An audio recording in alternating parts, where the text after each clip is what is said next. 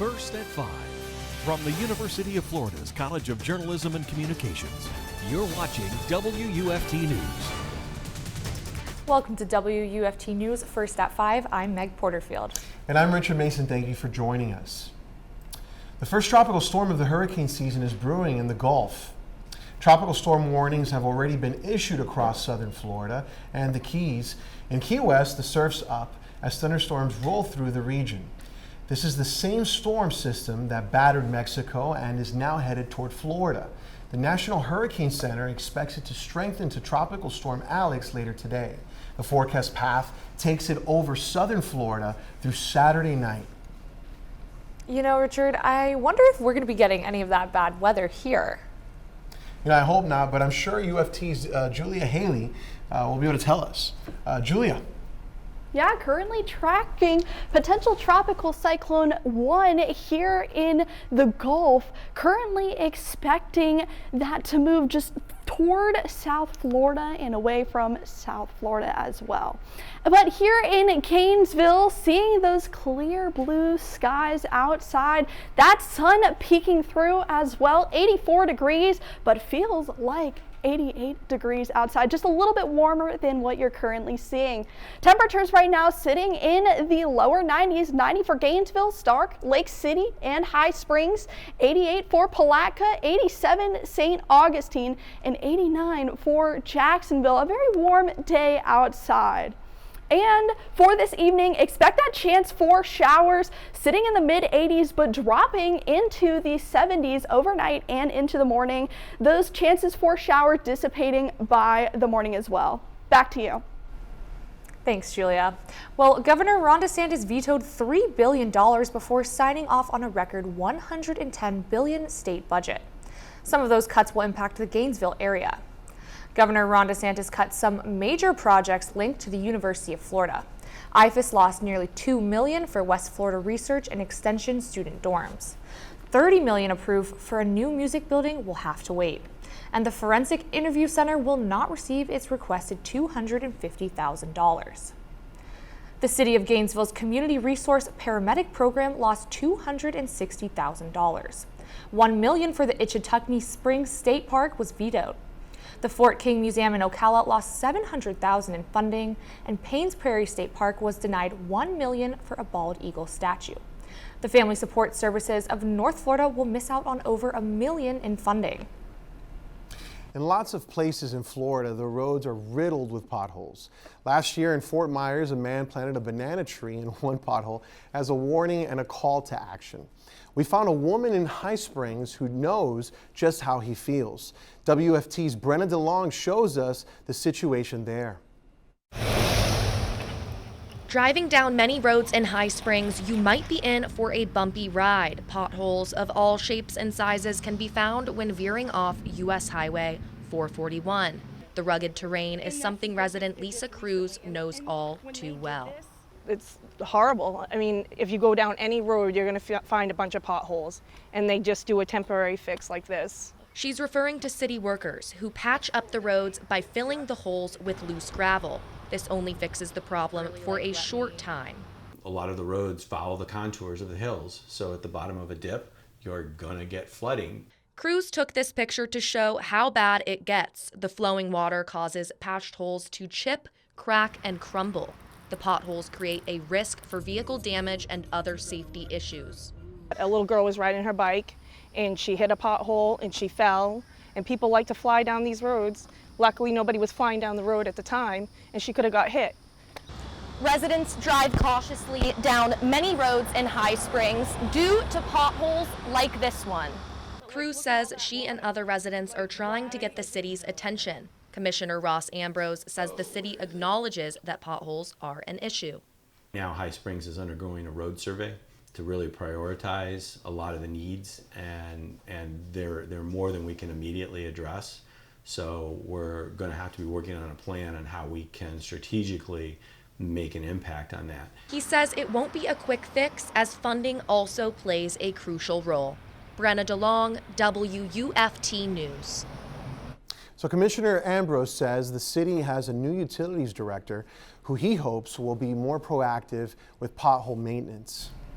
19 days after 18-year-old Peyton Gendron went on a rampage and murdered 10 people inside of a Tops supermarket in Buffalo, local faith leaders in Gainesville came together to address racism.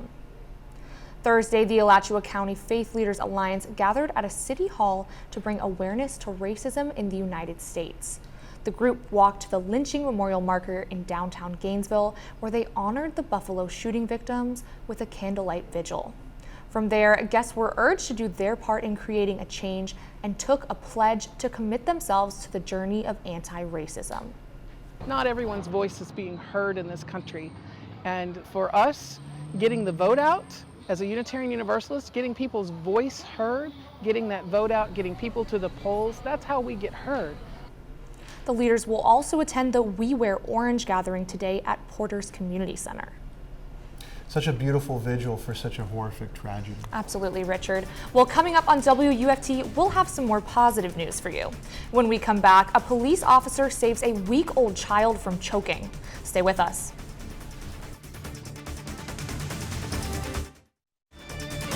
You're watching WUFT TV News.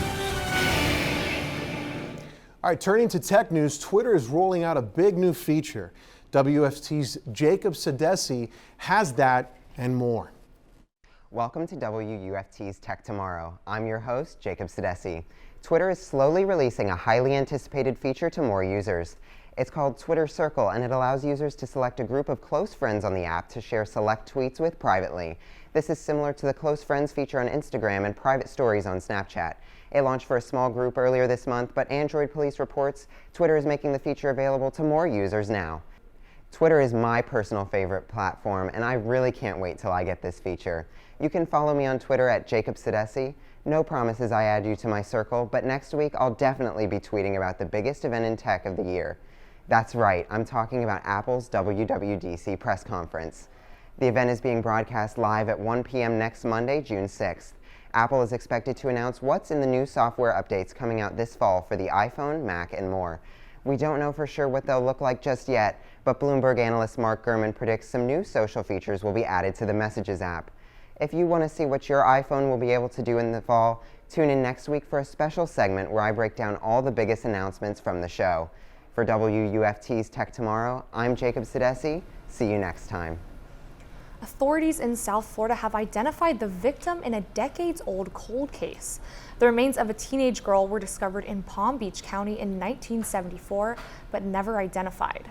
Using DNA technology, investigators now believe it's a murder case involving a 15-year-old who went missing in 1972. Terrell Forney reports. Susan Gail Poole had been labeled a missing person for 50 years. My search is finally over. Susan's sister, Patty Poole, recently got the call from Palm Beach County detectives, and cops believe it's all connected to 1970s serial killer Gerard Schaefer, a former sheriff's deputy and a former police officer with the Wilton Manors Police Department. He lived in Broward County, in the area where Susan Poole lived. I knew something was wrong when I saw her purse on the couch of a friend of hers. Although Susan lived in a trailer park near Fort Lauderdale, her skeletal remains were found 2 years later in 1974 in an area with mangroves in Palm Beach County. At the time, there was no match to her DNA, so it was entered into the National Database for Unidentified Persons. New technology allowed the DNA to be retested and produce the match. Schaefer was known to pick up girls who were hitchhiking, something that Susan would often do. The serial killer was convicted for his crimes and killed in prison in 1996. She was tied up, it appeared to be tied up in the mangroves with wire to a tree. The way she died, he was very cruel. Although authorities now believe Gerard Schaefer killed Poole, they don't have any physical evidence to prove it. He's thought to have killed a total of 15 women. A Florida mother is grateful after the life of her week-old son was saved by Ocala police. This past Sunday, Ocala police responded to the Golden Corral on College Road, where a 6-day-old baby was choking on his mother's milk. Mother Alicia Schaff called the police when she noticed her baby was purple. Officer Hannah Patterson was first on the scene. She describes how she saved the baby's life. Flip the child over and I just begin to pat. That's all I do is just pat. Like my adrenaline's kicking in and I'm just like, oh my goodness, like breathe, child. And he made a noise and I'm like, oh, okay, he cried. Killian's mother says that she's grateful for the officers who saved her little miracle baby. Potential tropical cyclone 1 is expected to make landfall this weekend. Will it become a tropical storm? I'm Julia Haley with your full breakdown in a few minutes.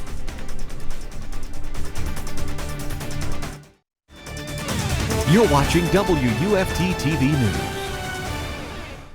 Currently tracking potential tropical cyclone 1. As of right now, the reason it hasn't been named a tropical storm quite yet is because most of its activity has been happening on its eastern side recently. South Florida getting a majority of that activity, but here in Gainesville, seeing some blue yet cloudy skies overhead. Those blue skies giving us a great day, sitting at 86 degrees, but feels like 91 degrees. That sun peeking through for right now with those cumulus clouds all over the atmosphere. Temperatures currently sitting in the low 90s and the upper 80s. 90 Gainesville, 89 Ocala, 87 Palatka, 89 High Springs, 86 St. Augustine, and 84 Cross City, 85 for the Villages. And for our hour by hour this evening, starting with that chance for showers, but throughout the rest of the evening, expecting those showers to disappear, those temperatures dropping about 10 to 14 degrees by the time you wake up tomorrow morning. Those lows, of course, in the upper 60s. Now, potential tropical cyclone 1 should be making its way through South Florida this weekend, so it's currently sitting around 40 miles per hour. The reason why it is not a tropical storm quite yet is because of that activity that's only really occurring on the east side, so they can't name it quite yet. But as of right now, expecting to make landfall Saturday morning and expecting to leave the state of Florida around Sunday morning. We should be getting some showers here in North Florida, but a majority of those showers and that rainfall should be present throughout South Florida. And of course, clearing up by Monday, just in time for the work week. So for the weekend, Saturday, expecting that chance for showers sitting in the mid 80s, and Sunday, that chance for showers in the afternoon and evening as well, of course, with all that water vapor from the potential tropical cyclone 1. So the wind gusts throughout the area are expected to be just a little bit elevated here in the Villages, Ocala and Crystal River, expecting those elevated values, as well as on the coast. See here, 18 miles per hour for St. Augustine and 17 for Jacksonville. So it should be a little bit windy throughout this weekend, and expecting that rainfall even up to 6 inches throughout the South Florida. So for Gainesville, expect showers and thunderstorms with those highs in the 80s. Cloudy skies, should be seeing just light rain, about a half inch here in Florida.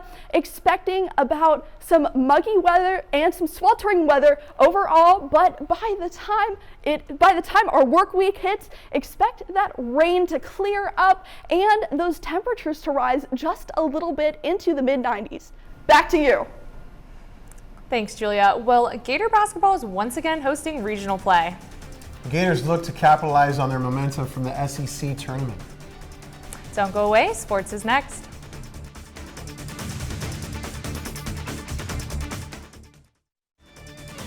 You're watching WUFT TV News. Welcome to sports. I'm Jason Bennett. Gator baseball is back in action after falling in the SEC tournament finals this past weekend to Tennessee. The Gators have the chance to bounce back as they play Game 2 of the NCAA Gainesville Regional tonight in their home stadium as they host Central Michigan. The Chippewas enter this matchup a 4th seed with a 42-17 overall record, coming off a Mid-American Conference tournament title as they defeated Ball State Sunday 11-7.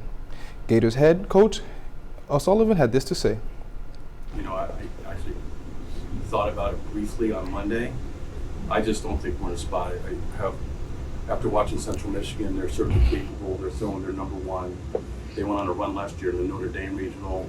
You know, I don't think we're at this point in the season with where we're at that, you know, I think Brandon's obviously gets the best chance to win tonight. Game 1 of the Gainesville Regional was played earlier today when Oklahoma beat Liberty 16-3. continue on the diamond, the Florida Gators softball team kicked off their Women's College World Series yesterday. They faced off against Oregon State as they scored 7 runs off of 13 hits, defeating the Beavers 7-1. Oregon State started off strong by scoring first in the first inning, but their lead did not last long. The Gators fought back as they found themselves taking the lead in the bottom of the second as their first 2 runs came off an error by the Oregon first baseman, allowing 2 Gators to score. Florida scored 7 unanswered runs. The Gators scoring was highlighted by their third baseman, Charlotte Eccles. She showed up for the Gators as she nailed Florida's first home run of the game and her first since March 22nd. She gave the Gators the momentum to pull out their victory. Their Game 1 victory. The Gators return to the diamond Saturday night as they take on Oklahoma State at 7 p.m. Skating to the ice, the Tampa Bay Lightning are back in action on the road in Game 2 of the Eastern Conference Finals against the New York Rangers. The Lightning fell to the Rangers 6-2 in Game 1 Wednesday night. The last time these two teams met in the Eastern Conference Finals was in 2015, where the Tampa fell Game 1 and came back to win their series in 7 games. Tampa Bay now looks to even the series as the matchup is set for 8 p.m. tonight in Madison Square Garden. Lastly, moving on to the hardwood, the NBA Finals tipped off yesterday for the Game 1 in the Chase Arena as the Boston Celtics defeated the Golden State Warriors 120-108. The Celtics fell behind early but hung in with the Warriors taking a 2-point lead at the half. Golden State kicked it into gears into the third quarter as they led by as many as 15 points, taking a 92-80 lead in the fourth quarter. Boston never backed down as they opened the fourth reigning 7 3-pointers as they outscored Golden State 40-16 in the final 12 minutes of the game. Former Gator Al Horford in his first NBA Finals had a big game for the Celtics, rattling 26 points and 6 rebounds, shooting 6 for 8 from the 3. The Celtics Game 1. Game 2 is set for Sunday at 8 p.m. And that's your look at sports. Thanks, Jason. Now on to some entertainment news. Ariana Sirakos will fill us in on a new adventure. It's me, Mario! Just kidding, it's me, Ariana Sirakos, and this is still entertainment time with me, Ariana. But oh boy, do I have some Mario Kart news for you. Universal Studios Hollywood has released this sneak peek of Bowser's Challenge. The ride is set to debut next year at Super Nintendo World at the California theme park. But don't worry, some Mario time and the Super Nintendo World is planned for the next park at Universal Studios in Orlando. Can you imagine being a queen for 70 years? I know I can. Queen Elizabeth II is celebrating her Platinum Jubilee. The Queen of England is now the longest reigning monarch in British history. Jubilee guests included Kate Middleton, Meghan Markle, and Prince Charles. A follow-up to the Amber Heard and Johnny Depp defamation case, Heard's attorney says she cannot pay the $10 million judgment. Elaine Charlson-Bredhoft is sticking by her client as a victim of domestic abuse. Unless you pull out your phone and you video your spouse or your significant other beating you, effectively, you won't be believed. I'm Ariana Sirakos, and that wraps up today's dose of entertainment news. Hope to see you next time. Before we go, one last check on the weather. Julia? Potential tropical cyclone 1 is bringing a round of rain and showers to our area. About 6 inches should be seen in South Florida, and in North Florida where we are, about a ½ inch of rain should be seen in our area. Of course, Saturday morning, expect potential tropical cyclone 1 to make its way toward our area. More activity is on the right side, the eastward side, which is why it is not named a tropical storm quite yet. And of course, this tropical cyclone will exit by Sunday. Now for the rest of your week, expect those showers to clear, and the rest of the week expecting a warming trend as well. Back to you. Thanks, Julia. Well, BBC World News is next, and the PBS NewsHour is coming up at 7. But your Florida news is always on at WFT.org. Have a good night.